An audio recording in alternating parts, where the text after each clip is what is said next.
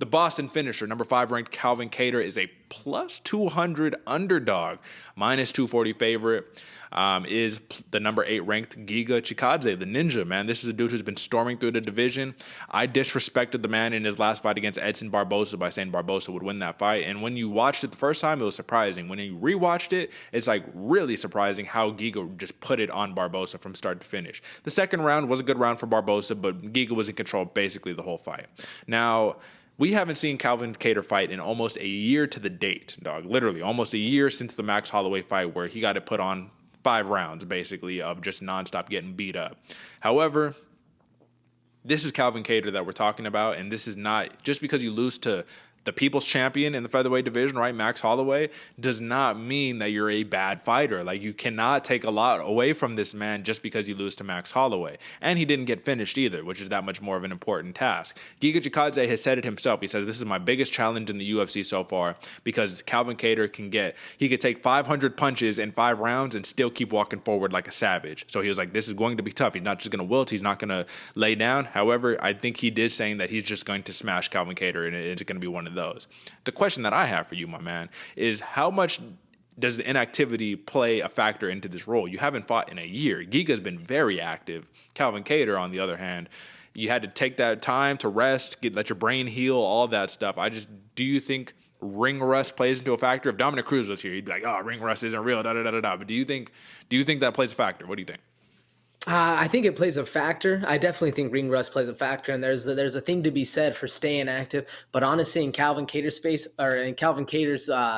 situation, I think it's actually better for him, man. Okay. Having that type of loss that he did to Max Holloway, that's embarrassing, man. Especially going out and saying that you're the varsity, going to show the freshmen how to show up, and you get absolutely put on and embarrassed in front of your peoples.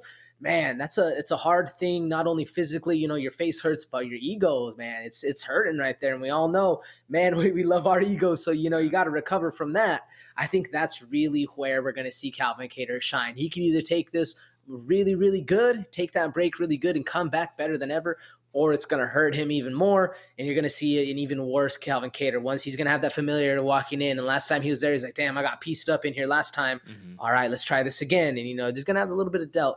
I honestly think it's a better thing for him to have that time off. Yeah, I think it's definitely a good thing to let yourself heal and all that. I just think that being active definitely plays a part in being able to have those neurons and muscle fibers firing on point, you know what I'm saying, in that live action kind of, scenarios, those real scenarios, not just in the gym. You can never recreate what it is to go live in the cage doing your thing. And for Giga Chikadze, I mean, he hasn't been the most active, but he's been more active, right? It was just Cub Swanson and Edson Barboza, I think, were his 2 fights last year. I don't know if Jamie Simmons, that might have been early in the year. So if he did, he went 3-0. If not, he went 2-0. The point is, he has finished his last 3 fights, 3 rounds. So TKO round 3, TKO round 1, TKO round 1. He got the Giga kick finish on Cub Swanson. He got the punches finish over Barboza, even though he almost had him with the choke on there. And then Jamie Simmons, that was the fake the Giga kick, go head kick, and finish him right there. So a lot of kick finishes for Chikadze, man. And Calvin Kattar is a man who's known for using his hands. But this is the question that I have for you, man. Calvin Kattar likes to start off a little slow and feel his opponent out. Do you think if he takes that approach, Giga Chikadze is just going to put it on him in the first round? Or do you think both of these fighters are going to be willing to take that kind of feeling out approach and let the fight go on a little bit longer? I mean, with how experienced and how dangerous these guys are, I always think they're going to play it out a little bit in that first round. Mm-hmm. You got to find that timing. You got to get it going, because the worst thing is you throw that kick and he's already stepping in to hit you with a 1-2 down the pipe.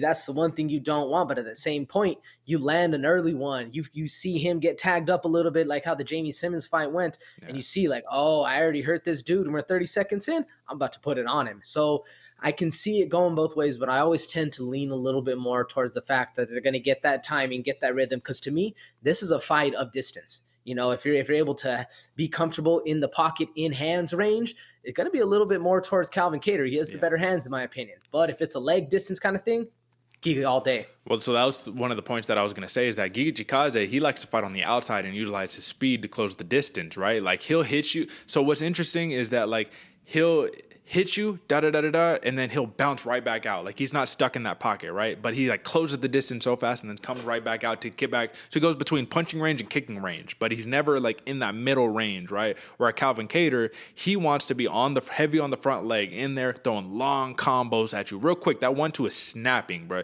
If you remember his fight against Ricardo Lamas, man, all it took was a quick 1-2. Shut the lights out. That was it. Game over, right? So he has the power. He has the speed to be able to close the distance on Chikadze and possibly hurt the man, finish the man. You never know. Even though Giga has never been finished via strikes in his career, he has been submitted once. He's never been finished via strikes. I think it's definitely a possibility. Calvin Kattar, he's never been finished via strikes, and he's only been submitted once. So on paper, it's kind of the same situation. Now, with the body work, both of these fighters rip the body, but in different ways.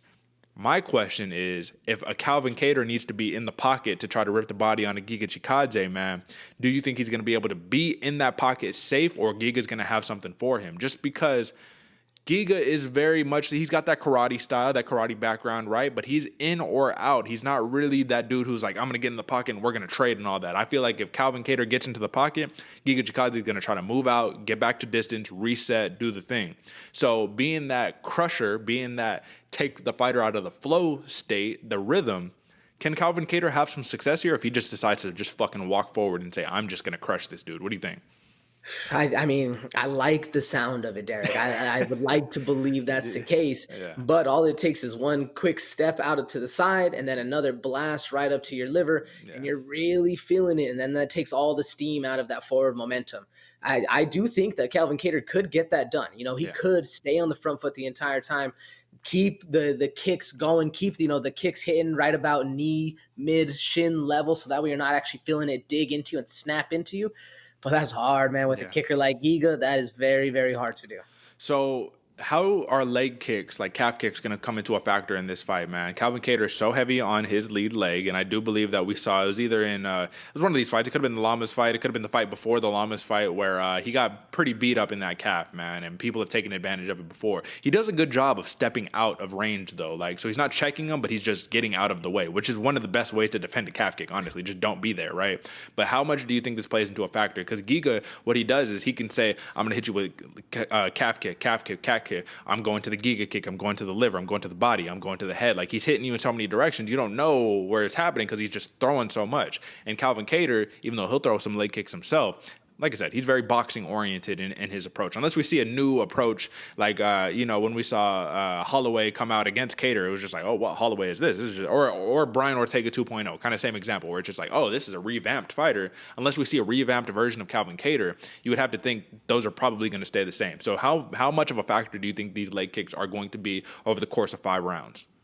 Oh, a huge factor, Derek. I think Giga Chikadze is going to be spamming kicks all day, left, right, up, down, no matter what, and staying away too. What I really like about Giga, he'll throw these kicks and he dips back. He's out of the way. Thinks that you are like his hands are down, so you think he can get hit, but you're nowhere near head level. You might be able to tag him up the body a little bit, but the second Calvin Kattar advances forward on that front foot, really puts that weight down, I think Giga's just going to be spamming that left leg, tearing that knee up, hitting those low calf kicks, getting you worried about those low shots, looking at him, bringing that eye line down, and then throwing that kick up top to the head.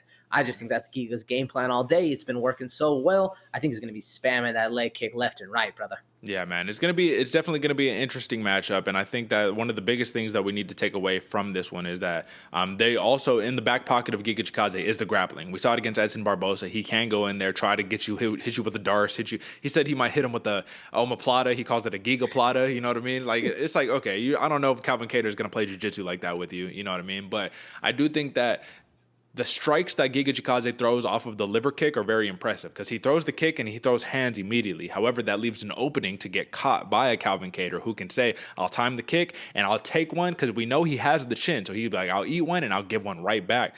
I just don't know if Giga Chikadze has been tested with the power yet because he hasn't been cracked with a big one. I haven't seen him get cracked with a big one where he's like, oh, you know what I mean? And Calvin Kattar has that capacity. But ultimately, man, I don't want to make this too much about, oh, Giga Chikadze is doing this, Giga Chikadze is doing that. You cannot discount Calvin Kattar.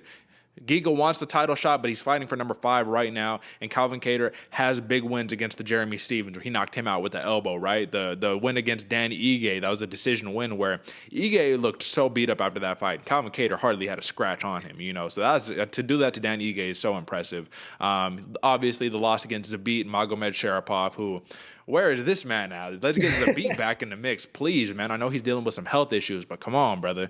And then, like I said, Ricardo Lamas, he got the win there. TKO round 1 with that snapping 1-2. I just think the long jab of Calvin Kattar might give Giga some problems, but Giga does have a reach advantage. So, I said it in the beginning, AJ. I doubted Giga in his last fight against Edson Barbosa, but you can only beat so many, you can only doubt somebody so many times before you're like, okay, dude, you're legit. The same situation that I had with Cyril Gane, where I told you, I was like, I can't bet against this man anymore. And once I started betting on him, guess what? He's winning all the fights, right? So it's just like Giga Chikadze does look to be the future. He's 14-2 in MMA, 7-0 in the UFC.